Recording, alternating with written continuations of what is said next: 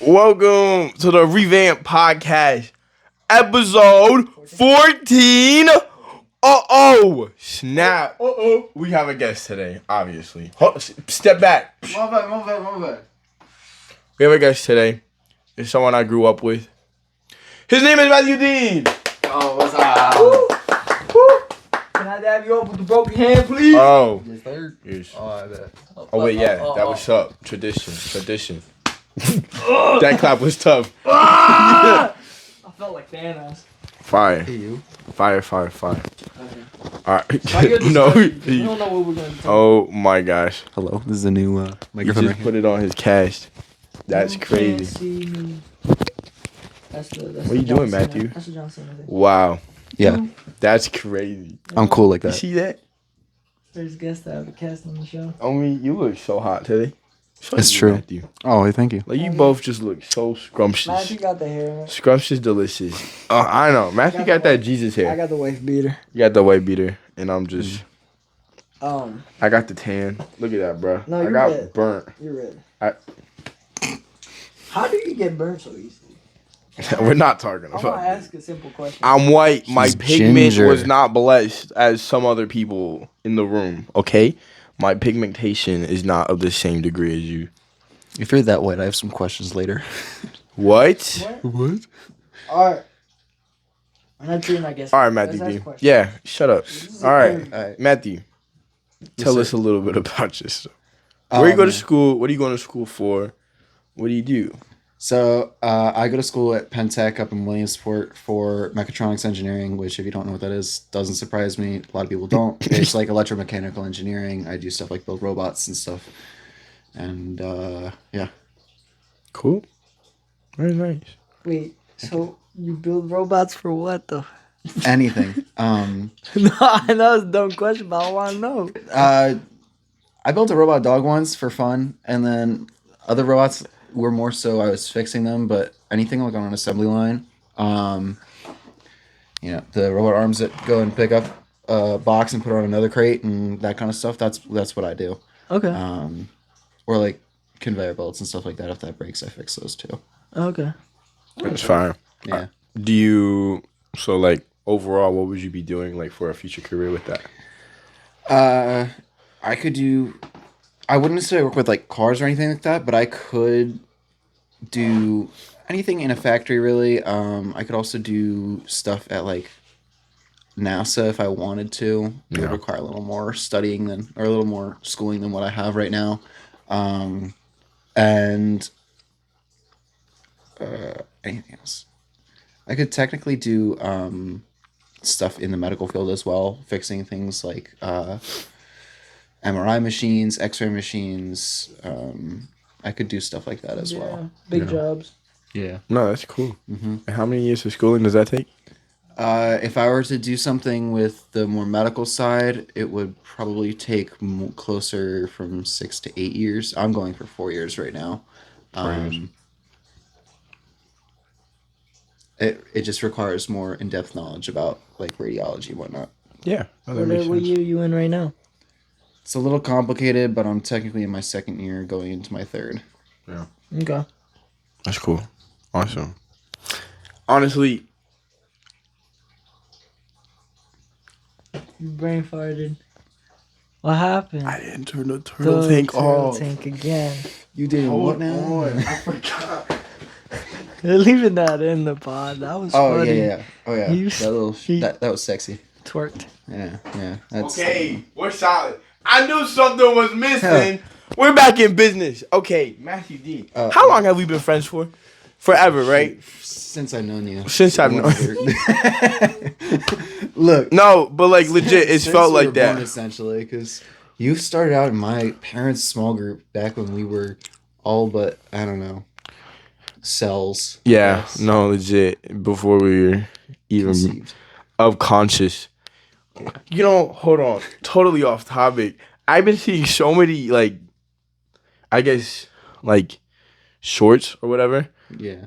on social media of like talking about like POV, you're a 5-year-old and you just gain consciousness for the first time. Yeah. I think that's so stupid, dude. No, but like It's funny, but it's stupid.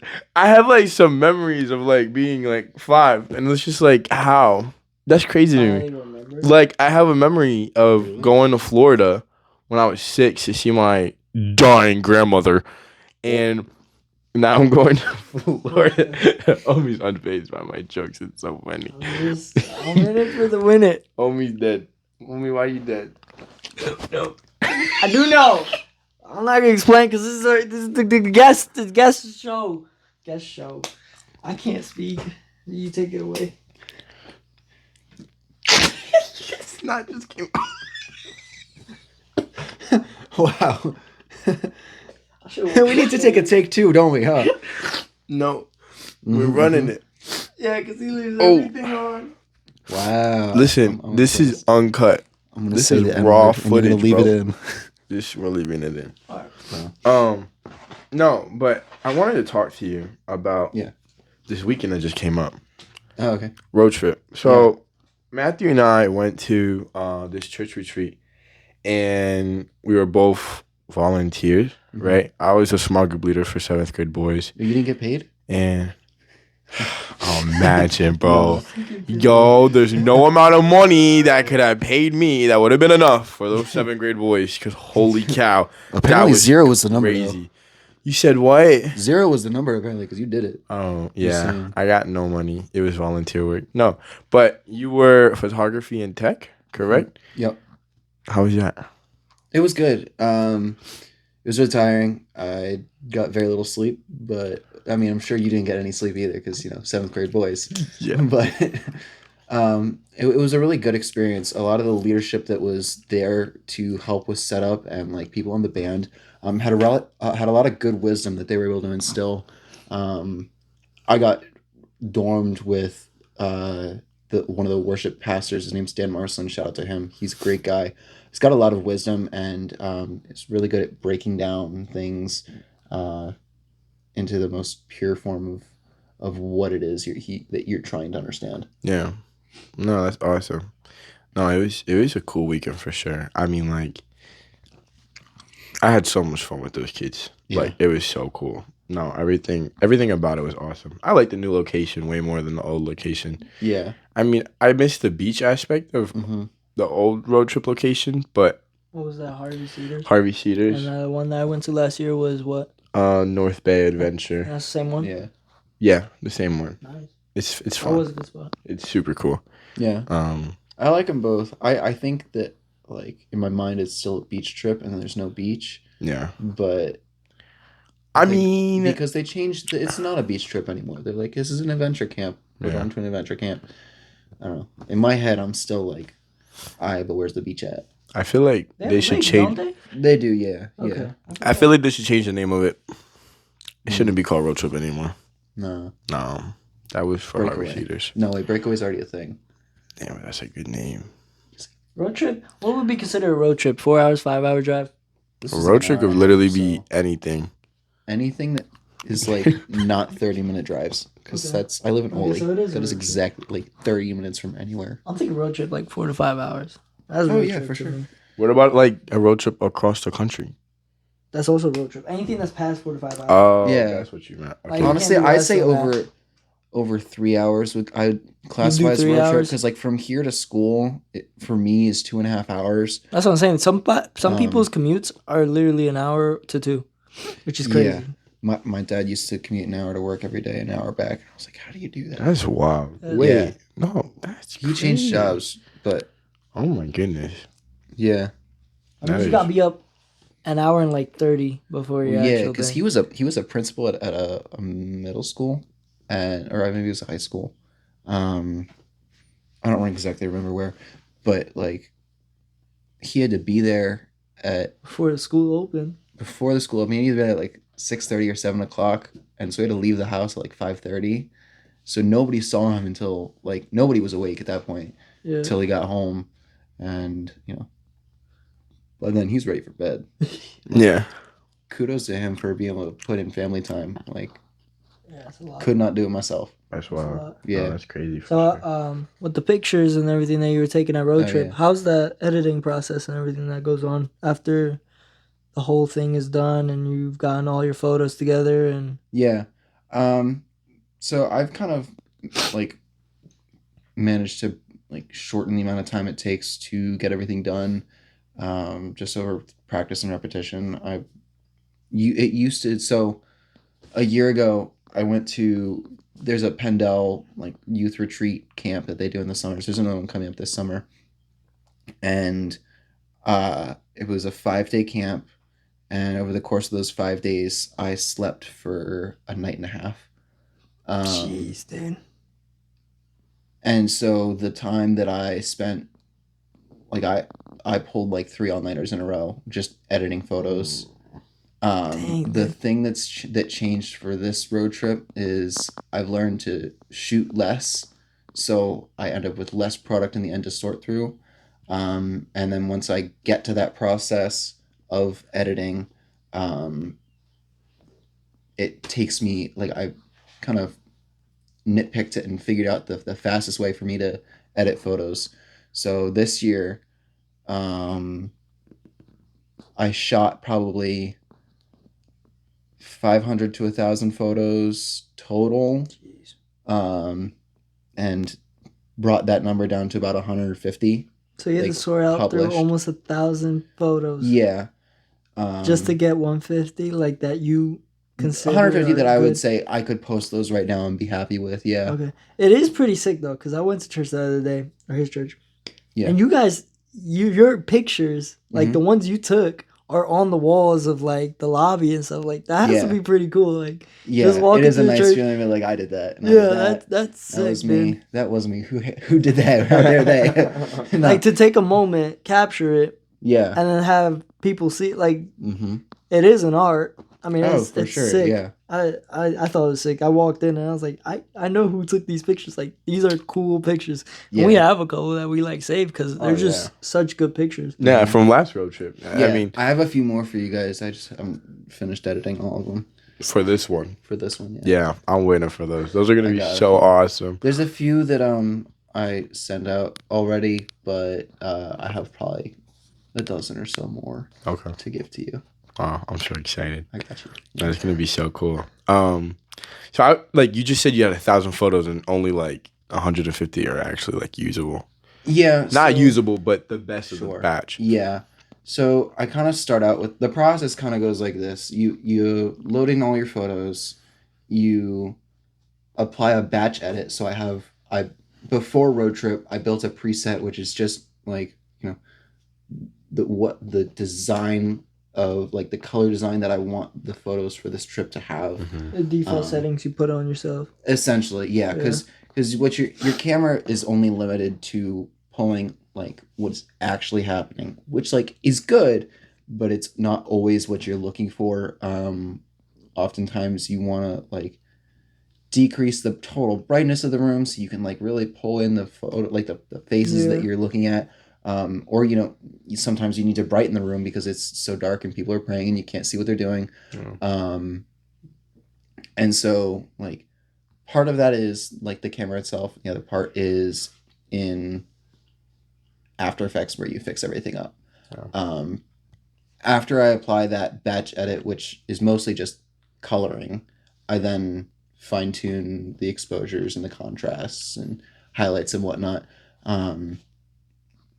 And I go through and I'm like, all right, I could make this photo work, but it would take me a while just to get it to a point that's decent. It wouldn't really be worth me doing all too this much time. effort to get a mediocre photo at best. So Yeah. I skip over that one and find another one. Now, every now and then there's a photo that's like, oh, this did not turn out the way I thought it did, but I need this photo because it's like the only one that I have that's like it. Or Who makes those decisions? You make those decisions? I make those decisions, yeah. Jeez, dude. So in the end, I give so the social media team for the church, they wanted to post a few things while at road trip, and so I texted the guy about 10 photos to choose from the first day, and he uploaded like 6 of them. Because I'd like to give the person the option to choose their favorite photos or the photos that they want the trip to Emphasize on. emphasize on. Yeah. Yeah. Because half the time they're looking for kind of like this is where we're going, and half the time they want stuff of this is what matters, and other times it's like this is what we're doing to have fun while we're here in the meantime. Yeah. Because it is road trip. It's a getaway weekend for the students to have fun, but more importantly, it is like a point of spiritual growth. Yeah. Yeah. I have 2 questions. Yeah. Because you're good at this photography stuff. Yeah. Why wouldn't you go to school and take this as a career path? Great question. I don't know. End of the day, it kind of boils down to money. Part of it is it's not so much that you can't make money doing photography. It is actually just a really competitive area. I would love to do something. Bro, you His good? You allergies. sneeze hard. Bro, You're the crying allergies now. are so bad. I'm literally Bro's crying. crying now. Oh my gosh, this photography.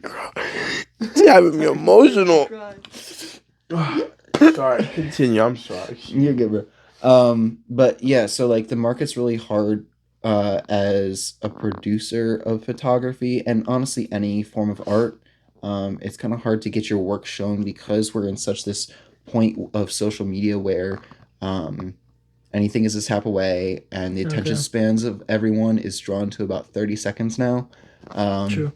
So like Man, if you can't pull someone's attention immediately, By just one photo. you've lost it. Yeah. And so like oftentimes people want family photos, but they don't want to spend $150 to get like good photos of their family that they can use for 3 years. They just want to, take a picture and move on. Instagram worthy photo, and then that's kind of it. Yeah. Yeah. Not It doesn't- photo frame in the house. Yeah. So like my options for doing that kind of thing are limited to people who are like artists and famous people who want photos of themselves.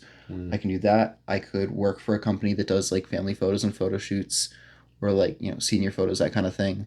And those are pretty limited, and also you don't make a whole lot of money doing those. Okay. And the third option would be to do stuff for businesses, which works, but half the time businesses are already in a contract with some form of company that handles social media, posts, that kind of thing anyway. Gotcha. So you never actually are needed in Okay. that section. And then, which one do you prefer? Like, which one do you really enjoy doing? What you're doing right now in college, or that weekend of just taking photos and like, would I editing? rather be Yeah. doing my engineering stuff, or would I rather be doing photography? If it didn't come down to money, Yeah, if it didn't If it come down to didn't- money and the way you make money, like, Yeah.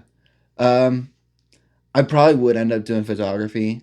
I really enjoy the capturing of the moment because yeah, you have an eye, dude. Like, I all the appreciate that. pictures, like, Yeah. they're spot on, and they're like, Thank you. a kid would be doing something, because I saw the road trip photos. I haven't seen all your photos that you took, Yeah. but the road trip photos, like, kids are moving fast. hmm You take these shots, and they're like, "Damn, Yeah. how did you get that? Like, that's a good moment." and like it really like shows like the emotion within like a photo. Like Yeah. you can especially the ones in the, like, when they got when you guys were like the worshiping. worship, Yeah, dude. Those worship photos, hmm amazing, top I want to see notch. this year's. I gotta see. I know this year's gonna be so. I'm literally Yo, I so got the link. excited. You wanna I see one? love your stuff. Let me pull up. Oh my the- goodness, live my phone's reaction. bad, No, that's awesome. So, you said, have you done like any type of like actual like photo shoots that you gotten paid for?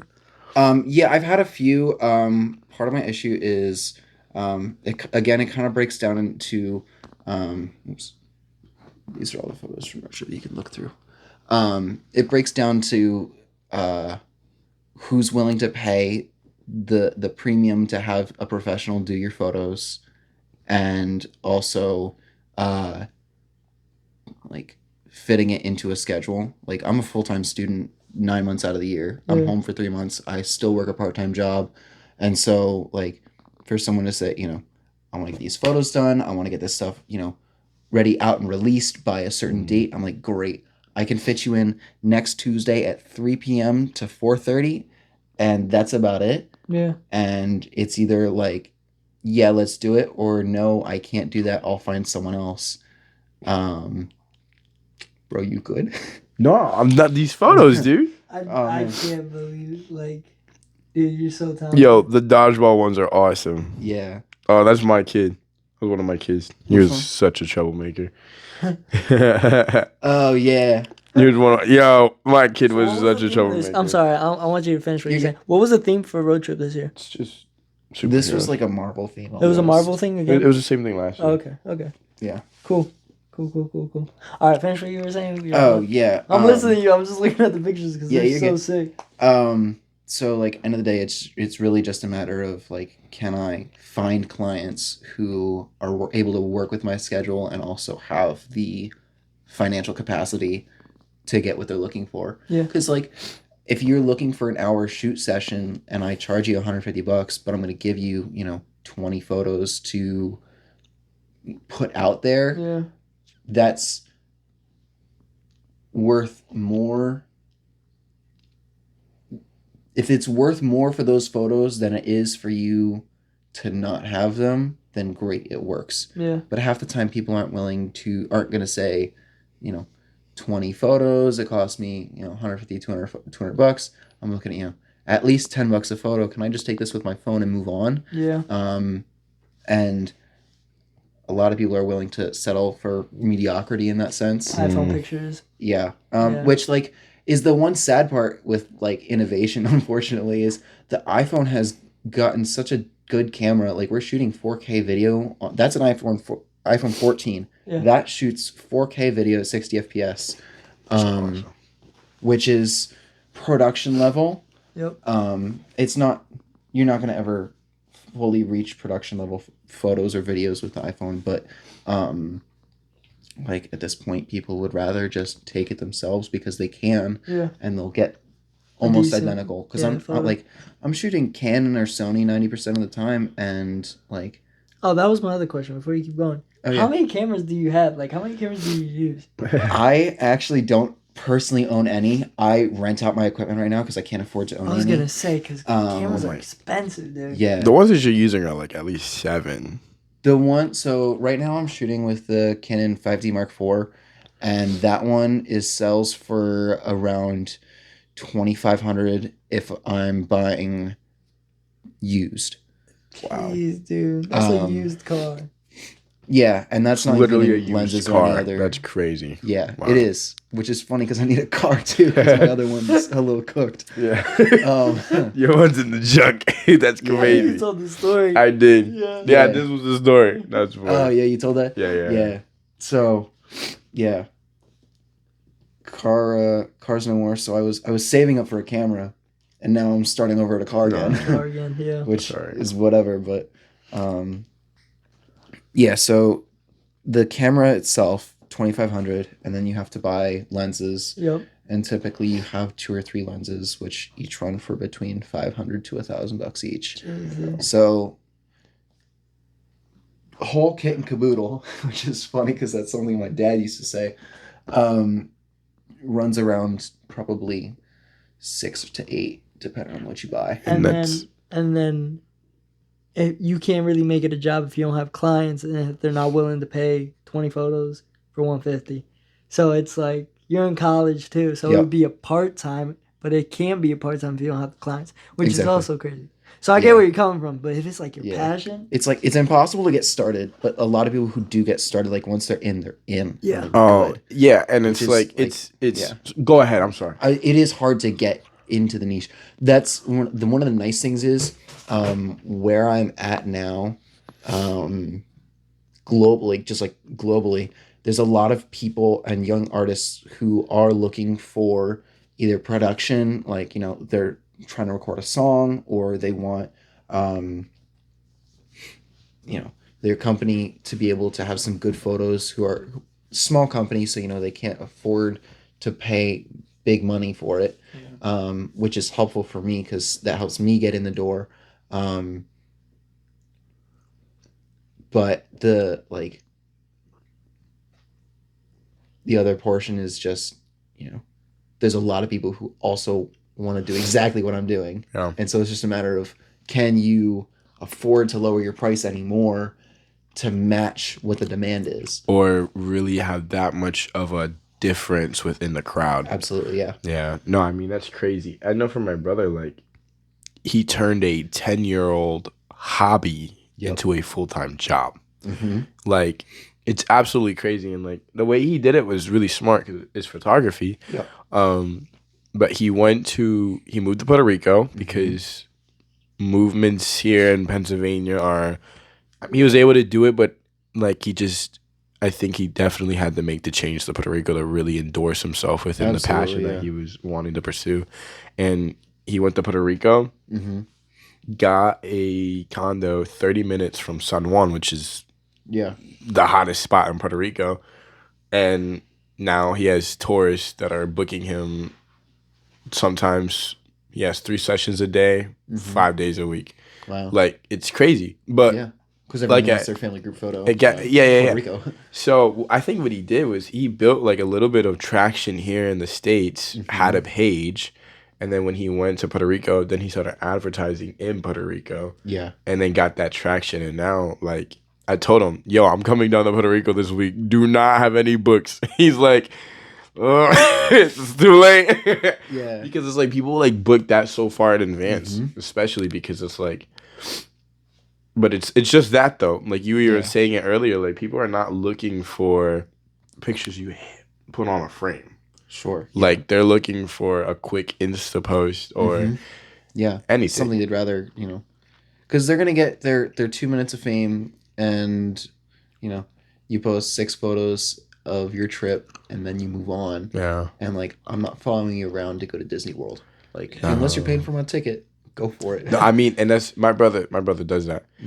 He's like, if we were going to a place that needs to be paid for, absolutely, you're paying for it. And if it goes extended, this amount of time, sure, it usually the client would take him out to like dinner or something, like just out of courtesy of their heart. But like he charges by the hour. It is crazy. If you're looking to sell and you want to, because if the way I look at it is, I'm gonna spend an hour with you taking photos, and then I'm gonna go home and I'm gonna spend 5 hours editing your photos. Yep. So 6 hours total. If I work 6 hours, or even 5, let's just say I work 5 hours, and I sell $150. That's still only $30 an hour, which is technically a considerable amount. But it's not every day. It's not 5 days out of the week. Yeah, I'm not working every day of the week. I don't have 6 clients a day. Like, I don't end up racking up enough people to make a living off of $30 an hour because I'm only working 5 hours a week. Then, or even if I work 10 hours a week, that's still only $300. Nowhere near living expenses at this point. Yeah. How's your mindset on it though? You're already 2 years in with this engineering, right, in college? Yeah. A little more than that. So like I did, I went to a VOTEC program in high school. So I've technically been doing engineering since I was a sophomore. Okay. And so this is my 5th year doing engineering. Okay. So are you like all or nothing for this? Or you could see yourself changing? I could definitely see myself change. I think What's that it called? Jobs? Difficult. Or not jobs. What is it called? Changing career paths. Career paths. Yeah. Low-key, I want to change because half of my potential, like almost all of my potential in the engineering field, revolves around me working in a factory somewhere. Yeah. And I don't want to do that. I don't want to sit in a stuffy factory for 5 days a week, how many 8 hours a day, or 10 hours a day, depending on what they need. Yeah. Plus overtime. A lot of companies in the engineering field do mandatory overtime, which is weird, but whatever, I guess. Yeah. And photography, you'd essentially be your own boss if you did a certain way, which would be kind of sick. I mean, you don't have to worry about if you need vacation, isn't it? Because it's your days. I mean, you do what you want. It's your life. Yeah. And like you're gonna pick what you want. I don't think it's ever too late to switch. I don't think it's. I mean, we got so many years to live. How old are you again? I'm 20. Yeah, dude. I'm 20 something. this year. Something that my dad told me He just spoke to me right now. No, but something that he's told me is like, this is the time in your life where it's okay to take a risk and fail. Sure. Yeah. Or you can take a risk and succeed. Like, this is the time in your life because it's going to hurt, but it's not going to hurt. You know what I mean? It's going to be a little scrape on the knee that's going to go away in a couple of months. With that being said, like, dude, like, your work is amazing. Yeah. You can really make something out of it. Appreciate that. Thank you. You know, and it's like, I can appreciate the, you know, going to school, doing that, and kind of keeping this on the side and putting in that work, you know, eventually it growing into something bigger. Yeah. Because that's a lot. That's a process. I mean, like, 100%. That's crazy. That's what my goal is. Like, I'm going for nursing, but I don't want to retire as a nurse. No. I want to get into real estate and make the big bucks. Like, that's not what I want to be doing forever. I don't want to be doing a 9-to-5 job until I'm 60 years old. And that just sounds not all that great. Horrible. Let's be honest here. No, I mean, like, but that's the world that we live in, and I don't want to live in that type of world. Yeah. You know, I was looking at a study the other day, and only 30% of men in today's world make over $100,000 a year. That's it. Yeah. That's crazy. Yeah. And it's like 100,000 is a lot, but also like people are making that. Like, and I believe that like this whole, honestly, I think going to college and being stuck with that career for the rest of your life is just another 9-to-5, another version of, I guess, I like to call it modern day slavery. Sure, yeah. That's just the best term I have for it. Part of it's our school system is built to, back when the school system was invented back in like, what was it, 1905 or something like that. It was before then, but anyway. It was designed by one of the same guys who was one of the most, like, the leading oil companies or whatever. Yeah. And don't fact check me on this, I'm probably wrong. But the whole point was they're going to learn how to stick to a schedule, show up on time, and stay after and do stuff when they're supposed to be home with their families. Yeah. And I mean, it starts until you're, what, 6 years old? You start school? Is it 7 something years like old? That, yeah. Yeah. It's 12 years of just being wired. And then once you get a job, you're already used to that schedule, the repetitiveness. That's like, whoa. I think it's cool because I think being homeschooled definitely does not allow that to happen. Like, it's a different, I mean, take it with a grain of salt, but there's going to be some homeschoolers that are just going to be absolutely lazy and have no type of routine. And they're going to be wasting their lives, absolutely. But I think that there's other kids who do homeschool and really build like a good, strong character because they're so independent, and where it's like they're kind of learning how to learn by themselves practically. Sure. And that can be, you know, applicable to anything in life, not just school. So I think... I don't think homeschoolers are lazy. I think it's just like everything. No, it's I've met we are lazy, like, because I remember slacking off for like a couple months because you have the ability to do that as a homeschooler. Yep. Yeah, it like takes more time, but if there's certain situations that happen in life that you need to take those days off, it's not like a regular kid that's going to school. He has to go to school the next day. We have the ability to take that day off to really think about how we feel or what's going on about any situation, like a divorce. You need 3 weeks, 4 weeks, or like however long to feel good enough to go back to school or do what you gotta do. Homeschooling gives you that that lenience. Yeah, and then public school you might get a couple days, and then you gotta go right back into the system, get normalized with everything. Right back. Yeah, they don't give you any like funerals as well. You have a grandfather or a grandmother or a really close relative die. You need that extra couple of days to, you know, be fine. You don't have that with like regular public school. So I feel like there is certain situations where you're okay to slack off, but you know there is also situations where we just mainly slack off. I mean, that's not really what I was talking about. I was more so talking about like the environment of homeschooling versus regular schooling. it wires your brain differently.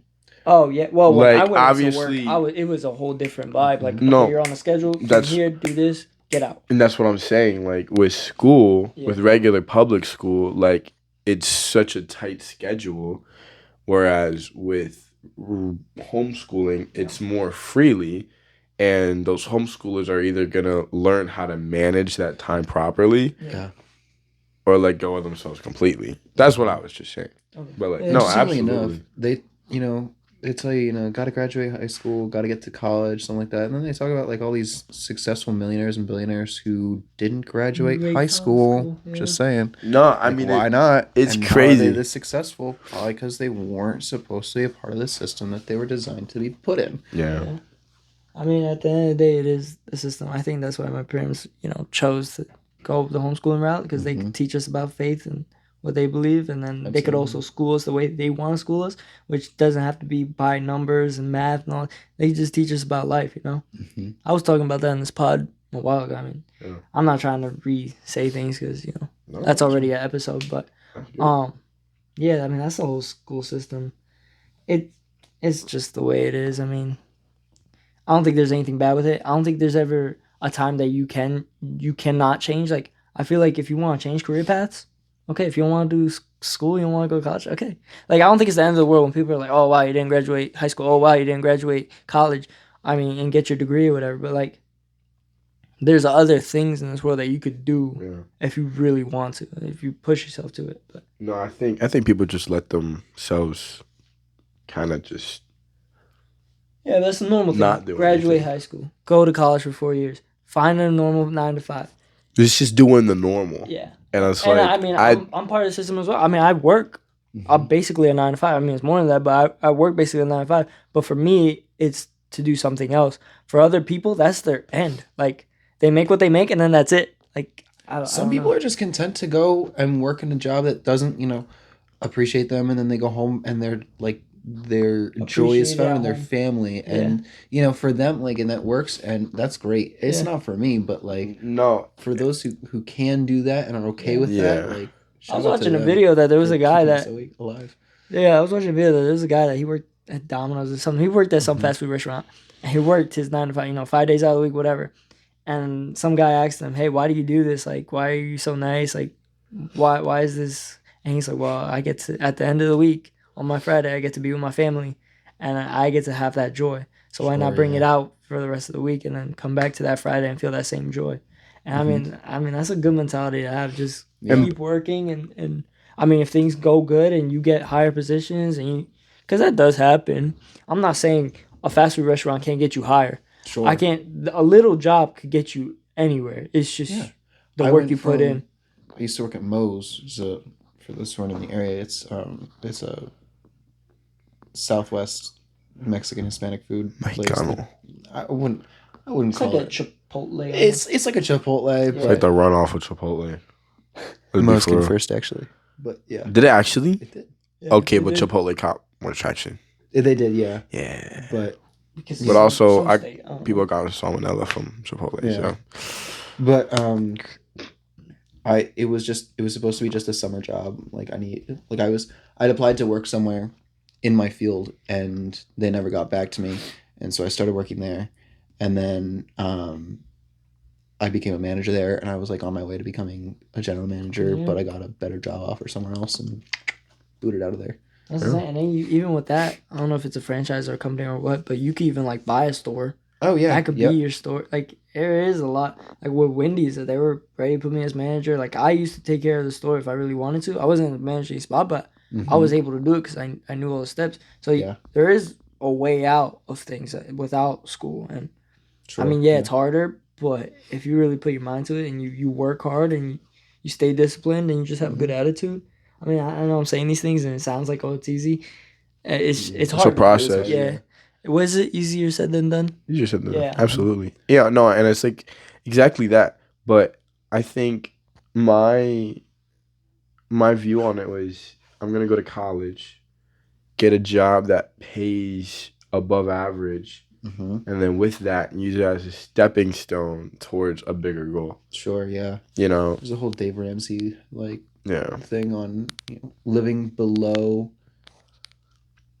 I think that his phrase was, "Live like no one else, so that you can live like no one else." Oh yeah, I've heard That's that. cool. That is a good one. You know, if you make $80,000 a year and you use 30 of it to live, and you pocket the other 50 for savings or for whatever other purpose you want towards a business or whatever, and you do that for a while, all of a sudden you're gonna be able to do crazy things and live like no one else. Yeah. No, that's crazy. I mean, it's like this world has so much to offer.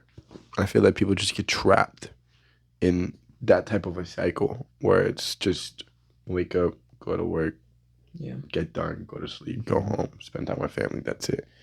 Occasionally go to Disney World. Like, you know what I mean? But like, No, it's I feel like I'm at that point and it's getting tiring. We're all at that point. Yeah. No, absolutely. It's just, I think the difference is that some people think that, not think, but they're okay with that. I'm not okay with that. You want to think outside the box. I know, like, I'm completely like in the system. I work at Target and I go to school for nursing. I am broke. I'm not making a lot of money. Like, I fully get that. What I get, I'm spending. Like, I'm within that system, but I know I want to get out of it, and I know there's other people who don't have any type of desire to get out of it. Yeah. That's the difference. Which is fine. That's the way they are, and I think our parents gave us that what is it called? Desire almost. Yeah, like they worked that 9 to 5 for so many. They let us have a good house, a good home, to get out of that. Like we could go back to them if we need to be something bigger. Like that's what my dad always told me. He's like, yeah, I want you doing what I'm doing. Like, I mean, I'm at that spot where I'm doing what he's doing, but it's to build me up. And that's why I told him, I'm like, this is just to build me up. Like, yeah, I'm doing what you're doing. It's hard work, but it's also teaching me a lot. And I see what you did for our family, and that was your situation. That's what happened to you. Mm-hmm. Mine is gonna be different. Like, and he put that hard work so I could be where I'm at. Yeah. So I mean, one of my life goals is to retire my parents. Like, oh yeah, that's. I don't think it's gonna happen within their lifetime, just because of the way the market is and the way it works. But like, if I had the ability to retire my parents tomorrow, I would do it. Yeah.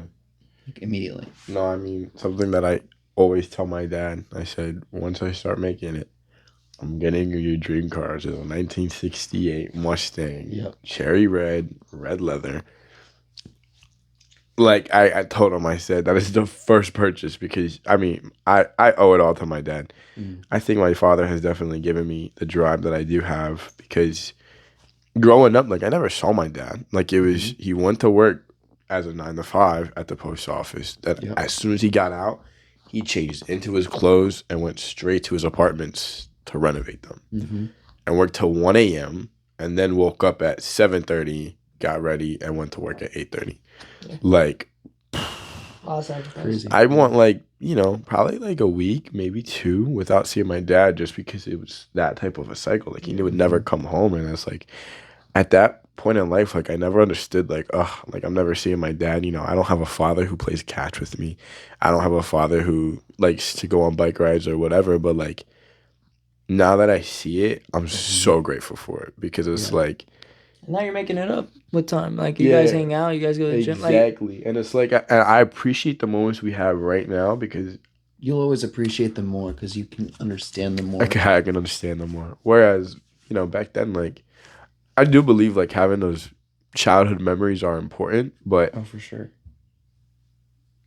I can definitely appreciate all the work that he's put in. Like, holy cow. No, dads are awesome. Yeah. So are moms, but holy matrimony. But yeah. No, it's crazy. So did you say holy matrimony? Holy matrimony. Dude, I've been saying some weird stuff. Like, what in the Reese's peanut butter cup? Like, I just like, bro, I've been like trying to like just think of like random stuff to say, and it's like, it's so funny because I was with my girlfriend yesterday, and like, I would always change it up. It was always something different, and like, she was always like, what does he do? Eyes and ears are completely open, like waiting for me to say it because she knows it's gonna be something just out of pocket. That's good. No, it's funny. It keeps things funny. It keeps things going. Yeah. I've been sleep deprived, so my mood's either been there, or here, or I don't know, somewhere in the middle. Yeah. But homie's off his rocker. Yeah. No, I think The past 2 days, I got maybe 4 hours. And then the last week, in total? The last 2 days. So 2 and 2. And then I think last week, yeah, it's just not good. I look dead. I think you need to sleep, my friend. Yeah. If you need to go home, you go low key like. I just don't like. I don't like things to stop me. See, people are like, "Why don't you sleep? Why don't you like?" I get it. Like my dad was like that. Like he was going to bed. He was going to bed at 5:00, 6:00, so he could wake up at 1 a.m., 2 a.m. to get to work. And I'm at that point where I gotta wake up at 1 a.m. and 2 a.m. It sucks because I hate missing out. I feel like if I sleep, I'm gonna miss out on a whole bunch of things. Like yesterday, I went to play softball. Like I got to spend time with my uncles, my cousins, and I got to have that time. If I just slept, I would have missed that. Yeah. And yeah, I'm losing sleep, and it's not healthy. But at the same time, I'm just like oh, I don't want to miss the moment, which kind of sucks because you need your sleep. Like it's healthy, you need that, and it does affect a lot of things. So I need to figure things out, but I'm just gonna sleep on the floor right here. Oh shit! And we're gonna continue the podcast. So just hand up. We're like, I'll say something. We're at that moment. Yeah, we can definitely plan something around that so we can. Weird pause. If there was a weird cut in that, apologies. I had to pause it. Ask something off camera. Make sure Omi takes care of I had himself. to make sure Omi was not about to pass over. Passover. Passover feast. Passover. Jesus is coming. No. What? Pause. All right. You know what? That's it. That's a wrap right there. No, that's funny. That's funny. That's funny. More serious talk, or we could be goofy. It don't matter. I did have one question. Okay, yeah. And I don't know if I'm supposed to ask it, but mental struggles. Sure. I know that you've had them. I've had them. And we had conversations about them. Yeah. What is some stuff that you really struggled growing up with? Sure. What was your biggest battles, I guess, and how did you overcome them? Like, I want to. From the mental struggle standpoint, it's kind of weird because I didn't realize that I had such horrible mental health for the longest time. It was around like COVID time, maybe a year before COVID, when I was like, hold up, something ain't right here. I just never paid attention to like my own body. Like, I was like, wait a minute. I'm not happy with myself, how I look, what I do, why. And so before then, I never really paid much attention to those things. So like I don't have exactly the same necessarily the thing that you're looking for as an answer, unless you had like. I guess like because you've had a lot of anxiety, right? Sure. And I guess you could say that you've dealt with depression. Sure. Right. So like, how did you think you like genuinely like acquired that? Like, what were the triggers? And I'm like, I guess I'm asking this because I want to know like your viewpoint on it, because I really do believe that those types of emotions are really brought to you by the environment that you're in. Sure. Yeah. Or that you're putting yourself in. Yeah. And I know that you struggled with some of that. Sure. Yeah. Yeah. So I think part of it was like environment. Like part of it was my parents. I love my parents, but I didn't always understand, how they were trying to help me. And so I wasn't taking it the right way. And so I guess like I never had that like almost safety of like a parent to go to when I was having an issue.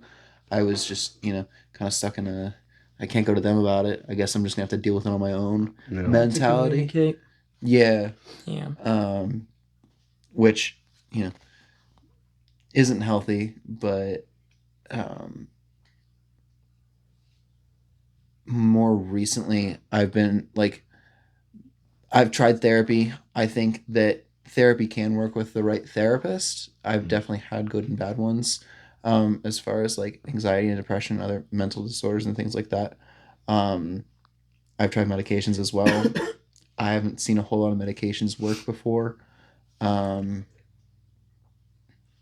Why didn't you feel like you go to your parents? Like the fear of disappointment, or the judgment, or just the not listening? Like, what was the fear factor of, man, I can't tell these people anything, even though I'm pretty sure, because the way you're raised, they were probably caring and they were there for you. Like, what was the fear factor? I think part of it was if I go to them with my troubles, the troubles are going to get ignored. Okay. And I think part of it was, if I tell them about this struggle, then I'm going to be in trouble for having this struggle. Yep.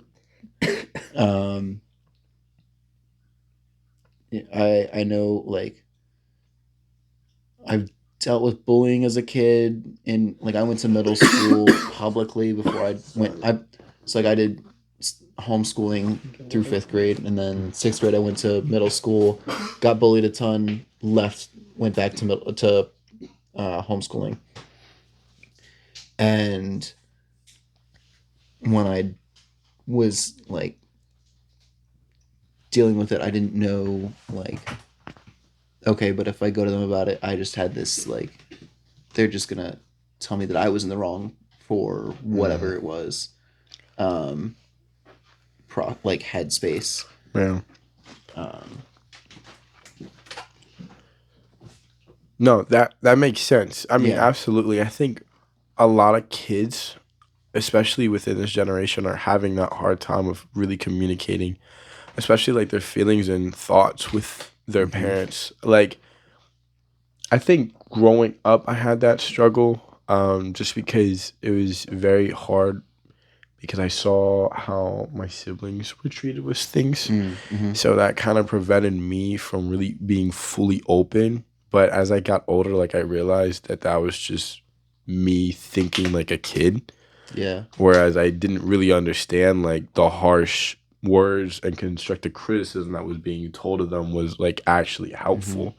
But I think, like, a lot of kids within this generation, like I said, don't have that same comfortability with their parents. And it's like, I wish parents would honestly understand, like, parenting is not having to be a parent all the time. Like, for me, and this is a totally different situation, but over the past weekend, like, I was taking care of 8 kids all the time, and it's like, I was the leader. Sure. And I was the one telling them what we're going to do, how it's going to go, what needs to be done.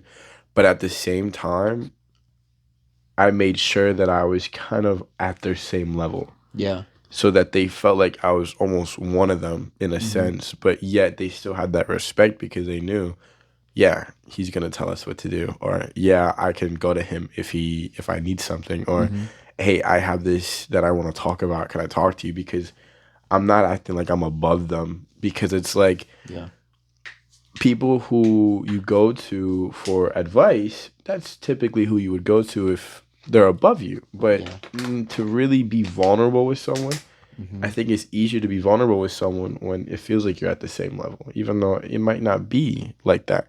And I think the common phrase that I think all of us have heard from our parents is, oh, you'll be fine, I was a teenager once. Which is, I think, utter bullcrap, because you were a teenager once. How long ago? I'm sure you forgot those feelings.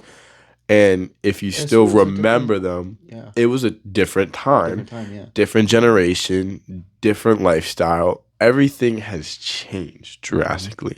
And, like, I'm thankful to my parents, because, like, they're sad for me because of the generation that we live in. And, like, they understand, like, we have it way harder. And it's like, my parents, I think, had definitely created. I think they had it harder in their way, and we have it harder in our way. In our way, different for sure. Yeah. No, so it's a different level of difficulty. Yeah. Absolutely. Sure. I don't think one was harder than the other, but I think one of the, like, the main differences, like, we, like, for the previous generation, for our parents, a lot of the time, when they talk about their struggles, they will talk about struggles with their parents as well, but a lot of the time, parents, every child wants to be better than their parents in some way. I hope. Mm-hmm. Yeah. I know, like, my parents have done a lot of good things for me, and some things that they like that I know I want to change for when I raise my kids, hopefully one day. But I know that, bless you, I know that they also. Dude, it's so bad. Oh my goodness, I feel like a broken hose right now. Please excuse me. Go, I had to take my break too. But I know that the things that they aren't exactly good at, I know there are other things that they did do differently from their parents. Yep. And so, like, I'm glad I wasn't them to deal with their parents the same way. Like, sure. I'm sorry. You surprised you got it. Wait to correct this? No, you can have it. Well, I mean, yeah, but you just kind of shook it and threw it at me. Yeah, I wouldn't. I wouldn't open. I wouldn't. Okay. Yep, no, I wouldn't. I wouldn't. And he got it. You look like you're a little too good at that. Hey, yo. It's such a serious conversation. Oh my. Chill, Matthew. Chill. Okay. It's been a little too long for Matthew. Look, man. I'm single. Look like you're not treating you well. Yeah. No, I feel that. I think you take it with a grain of salt. Like, oh, for sure. Like, if my parents had parented me as their parents parented them, it would not been well. You would have turned out like how they turned out. Exactly. So I mean, with each generation, it's supposed to get better. I don't know if it always does, but like you're gonna teach your kids a different way, and that's just how it's gonna be. Yeah, I think it's gonna be interesting. Like, if we were to like, in heaven kind of a thing, like look down and watch the generations after us, God willing, see them. I think we would start to see a pattern of like a cycle of the parental generations and where they messed up. Yeah. Because my parents did a relatively good job overall, I think. Yeah. And my question is, okay, how many cycles did it take to get us to this point? Yeah. Because if I realize that my parents, what they didn't give me was the emotional stability that I needed or whatever. Yeah.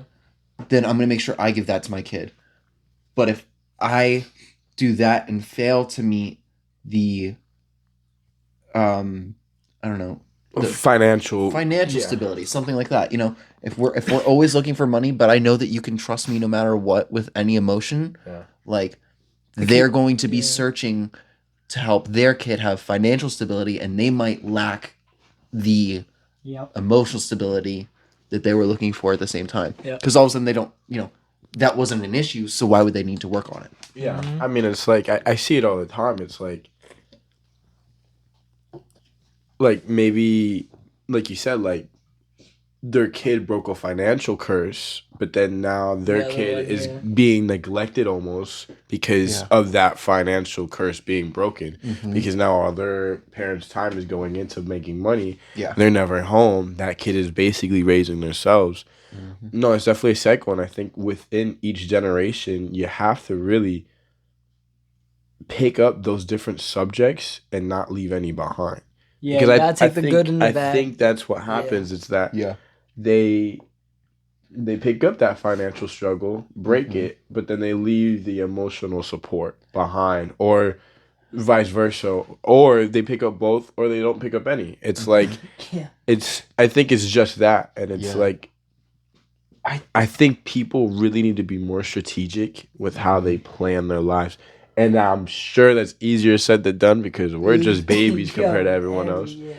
But it's like said than done right now, man. But even back to like how we were talking earlier, like I think it's just a matter of how your brain is wired and how it's been wired for however long. Mm-hmm. Like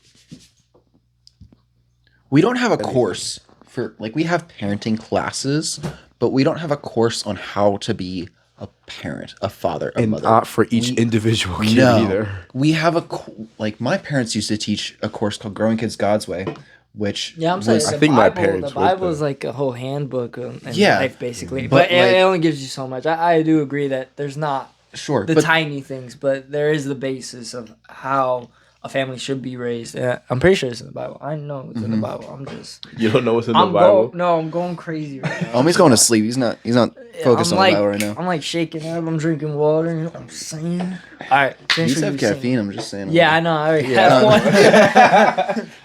When he was zipping in the car before you came. Shout out to Good. Yeah. The sponsor for today's. Oh yeah. Back. Shut up. Hit us up. You got big news. Why does this keep happening? It just breaks out of nowhere. But like the whole purpose of the class that they taught was how to make your child obedient and how to make it so they don't turn out to be pricks, essentially. But it doesn't talk about like the emotional connection, the parental aspect outside of here's how you make your kid do exactly what you want every single time. Because the answer to that is fear. And, I know I fear my father in the way that everyone should. Yeah. But I also, trust my father and I have absolute respect for him. Like I would trust my father to save everyone in my family, get us out of a burning building all at once. He'd carry us all on his shoulder if he needed to. And I know he would. Yeah. But, don't I dare say, Dad, I'm sad. Help. Suck it up, buttercup. Like, no. Exactly. But that's absolutely right. And it's like, I know I think, again, especially when you start to become a teenager, a lack of respect starts to accumulate because of how they were being treated as a kid. Mm-hmm. Like, if I go and I tell Omi something that I think he's not doing right within his life, but I've been caring and I've been the way that I've been, and I know that whenever Omi comes to me and says, hey, you need to fix your act, I take it seriously. Yeah. Whereas if I have a parent that's kind of just telling me my whole life has been a correction. I'm just looking at it's just white noise now. Like I'm almost tuned it out. Yeah, and it's like that respect has just gone out the window. Yeah. I think it honestly all boils down to love and respect. Absolutely, and that's with any relationship, 100%. And I think I mean parenting is hard. I can't say I've done it. So I really don't know. But weirdly enough, like I have two younger brothers, and I would say that I've pretty much raised both of them. Like not necessarily like it was intentional like that, but just happened. It happens. Yeah. So like, 4 or 5 days out of the week I was babysitting, putting them to bed, feeding them, that kind of thing.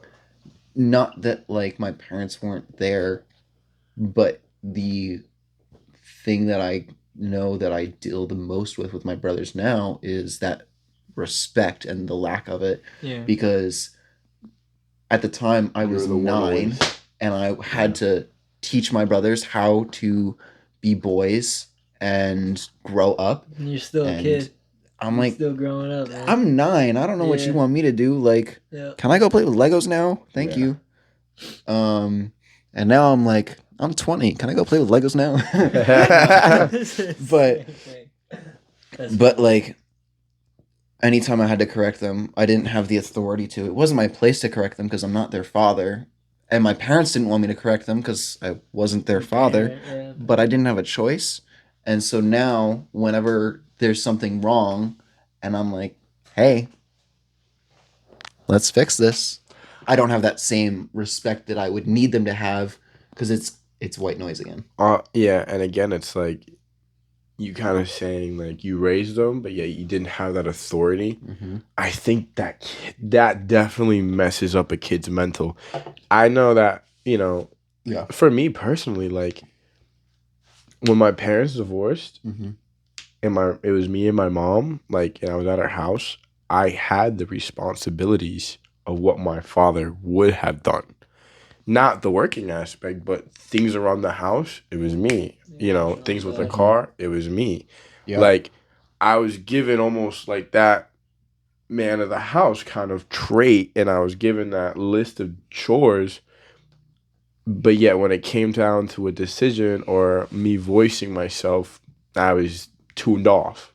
Absolutely. Like, no, my mom was like, this is my house. You don't tell me what to do, which respectable. It is your house. It is your house. I should not have to tell you what to do. But at the same time, if you're going to give me these raw responsibilities, you need to give me that respect as well. Mm-hmm. I struggle with that, and me and my mom butt heads so much. And it's like times have definitely changed because now I'm an adult. Mm-hmm. So that same authority with her to me has obviously changed. Mm-hmm. Whereas, you know, I still respect her because she still owns the house, but I'm definitely able to voice myself a bit more. Yeah. You know, so it's gotten better. But I think growing up, that used to upset me so much. And like, I remember telling my dad that, like, I used to tell him, dude, I'm doing all this stuff you would have done. Yeah, I have no type of authority. Yeah. And it used to just, like, absolutely eat me up alive. Mm-hmm. Because I like having authority. Sure. Like, I'm not a control freak, but I like having control.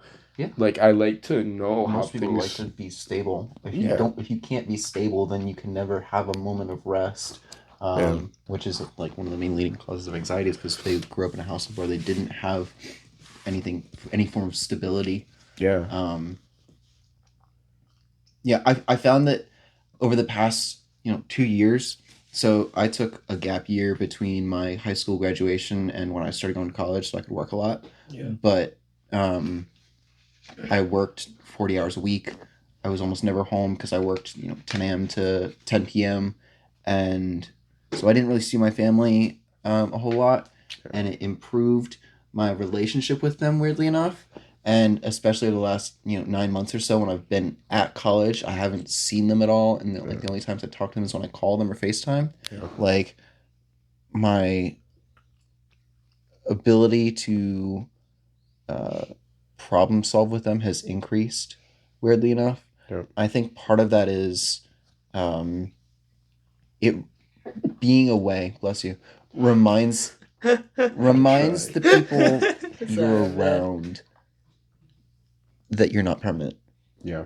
In no one's point of life, until you are married, there is no one in your life that is permanent. Mm-hmm. And like, even then, like, I say that until you're married, like, that's not necessarily true, but bro, go get a tissue, bro. Dude, I'm so sorry, bro. You're good, bro, but seriously. Kicking my butt. He was like me in the last pod. Bro, you need a neti pot. That's what you need. I need a what? A neti pot. You know what that is? No. You put warm water in and you blow it through your nose and it comes out the other side. It's disgusting, but it works. Have you done it? I done it once. I had to. I was in a hospital. For whatever reason, they're like, do this. I was like, okay. I want to try it, bro. It looks like honestly, this is gross, but blowing your nose in the shower with hot water removes that's the best. It's the best. That's the best. Sure. I love that. What are you talking about? I mean, you're snotting in the shower. Dude, there's a ton of sun in the shower. Hold on, wait. Were we talking about, like, something that we had to finish? We kind of were. We were talking about parents. I forget what I was saying. Okay, what I want to say is, I don't think it's the parents' fault. No, absolutely not. I think we're not perfect at all. No, I don't have the same problems. Well, I would say that. I'll have similar problems in my case in some way. But we're just saying what we think. I think the most important thing is being available to have your voice heard. Yeah. As a child. As, like, to be able to say, hey, mom and dad, we need to talk. And I need you guys to listen. Because I know if, like... The most awkward times for me was when my parents would say, we're having a talk, go sit on my bed and wait. And that was the most stressful, painful 30 minutes of my life. Because then they come in and they go, so we got your report card. Real bad. Or, so your sister talked to us today. Like that. Man, you had to wait to get a talk? Yeah. I had to wait to get spanked. I used to be I had that too. They go find my slipper. I'm like, go find the belt. I'm about to say a slipper. No, because my dad had a slipper with a rubber sole. It was my dad wears like size 12s, so he would just so basically he would pull out this like be like, I got the slipper, Dad. That's funny.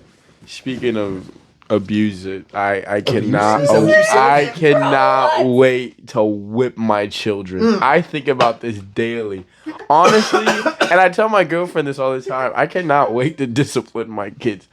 I don't know why, but it sounds like so much fun. Anyway, no, because here's the thing. Like, no. I went through so much torture. I have no desire to beat either of my kids like that. I say beat my kids. Let's take that back a second. I have no intention of physically physical way. I say it right. What he said. What Omi said. Discipline. Very well spoken man. I'm spanking my kids, bro. With a physical action.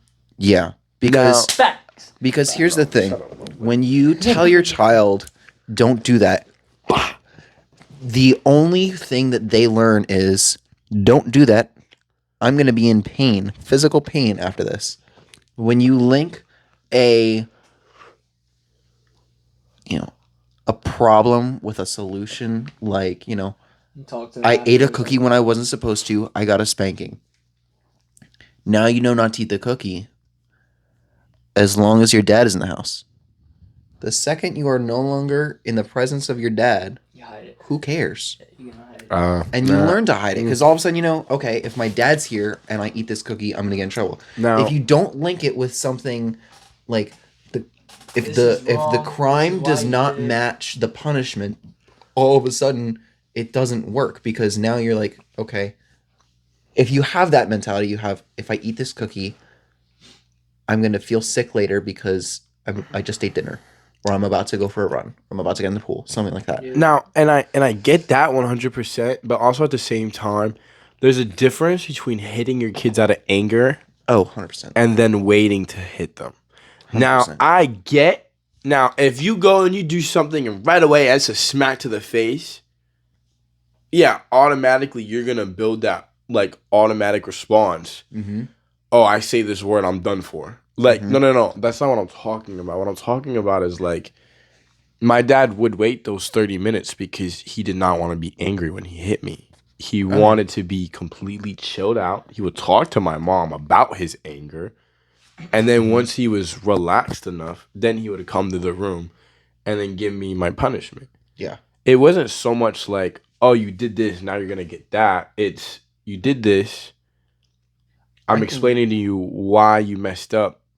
Now I have to do this. Mm-hmm. And it's not out of anger. It's not because I want to hurt you, but because this is what happened and this is what you get. Mm-hmm.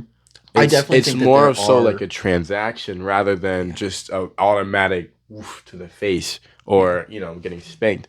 There's definitely points in time where I think it is important that like I don't plan on spanking my kid. Yeah. I think it should be an option. I believe that it is. If you don't know the power almost that your father possesses. Oh yeah. I'm not saying that you should fear your father like that. Like you should never fear your father in the way that he would come home and hit you.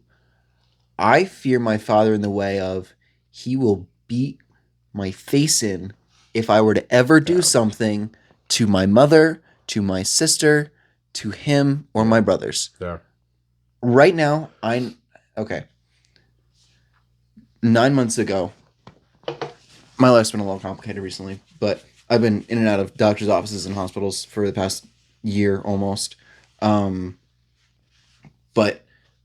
9 months ago-ish, I was at my physical prime. I was benching about 200 pounds, deadlifting, squatting, decent weights, that kind of thing. I was physically stronger than my dad, and if it came to it, I would win in a fight. I would never fight my dad. Nope. Not necessarily because of just the respect that I have for him, but somewhere in my brain says, if I fight my dad, I will lose.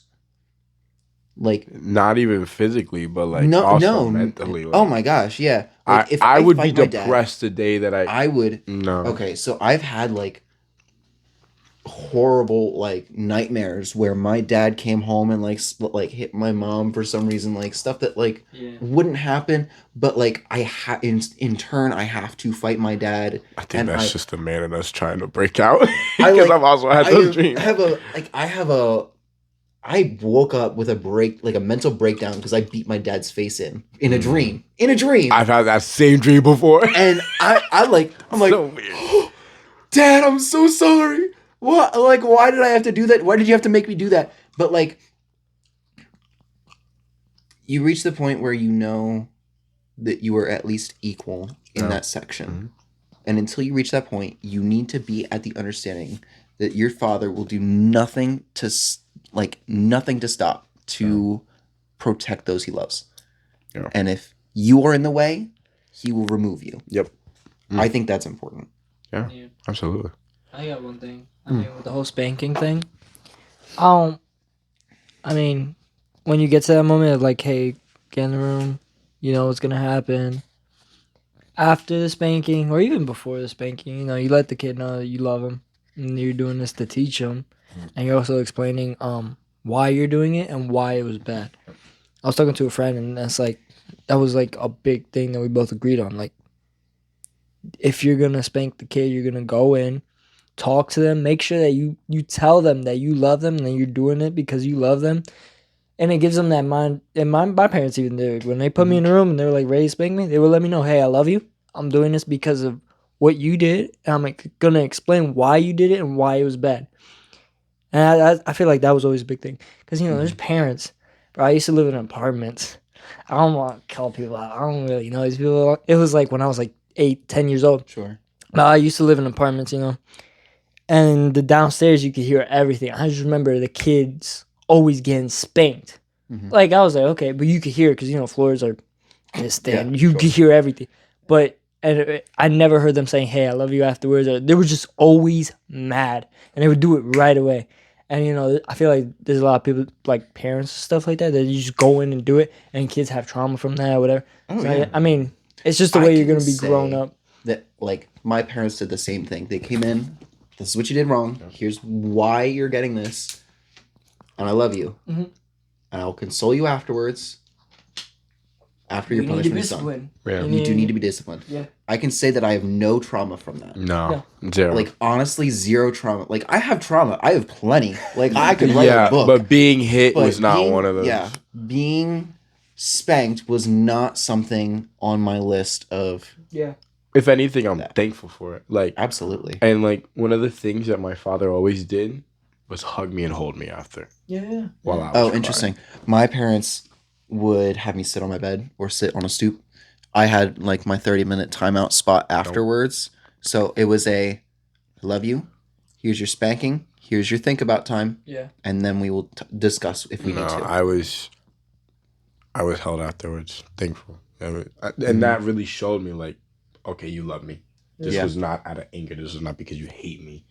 Number one thing is I think kids think that their parents hate them. Yeah. Sometimes the parents, my parents, they would spank and then they would pray with me afterwards. That's good. That is good. That is cool. Ooh, yeah, that I like that. I'm going to write that down. I'm going to do that for sure. That was always like a big thing where they were like, because it's also, God's watching what the parents I think the important thing with that is that you pray not only when you're in trouble though. Oh, no. 100%. No. If the only time you're praying is when you did something bad, all of a sudden you've linked it to. I will not. Would if it was that case, I would not be praying any other time because it's like I've linked it with a bad thought, a bad memory.